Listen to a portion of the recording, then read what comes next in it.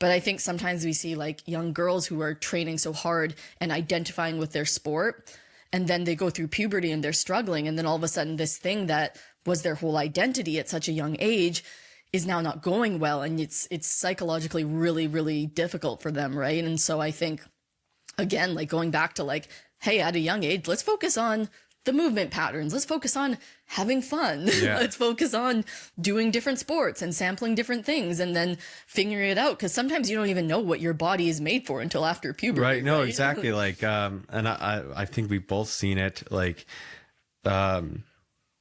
girls like 13 or 14, like they're like superstars. Right. And then they they just develop into like not a runner body. Like it's you don't know. Right. Yeah. And then, like you said, they have so much chips on being a runner. It's tough. Like, and like the whole identity thing, like, is it's maddening for myself and like probably you. Like, it's a thing that I had to like diversify my identity, and it's usually with this tech stuff, right? Like, and Totally. I was talking to like Mick the other day about it, and he's like, it's hard to put all your identity in one basket, and then as soon as something happens, you're like, who am I? Like my whole self-worth was put into this, right? So 100%. And, that's something that really came into play for me, even as we said, like I had this breakthrough and I did, like, I became quite obsessive about running, really. Well, like, at that level, like, that's your job pretty much. Totally. Right? And it did become my job. And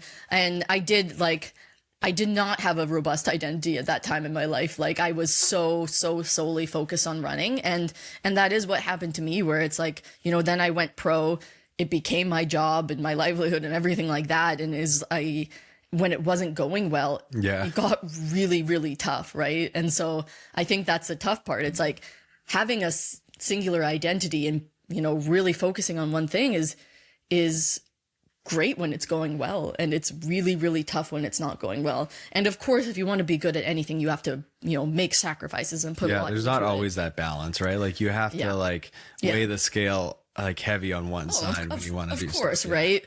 But I do think it's like knowing that you're a person outside of your sport. Yeah. And, research actually shows like athletes that have a plan for themselves and have that do better in their sport too, performance wise. So like it really is a win-win, right? And again, it's not totally balanced, but like you can know that, enjoy things outside of your sport as well. Yeah. That doesn't make you a bad athlete. And I got very stuck in that trap, and it was very, very difficult for me then, through my professional career when I all of a sudden wasn't hitting all the goals I wanted to.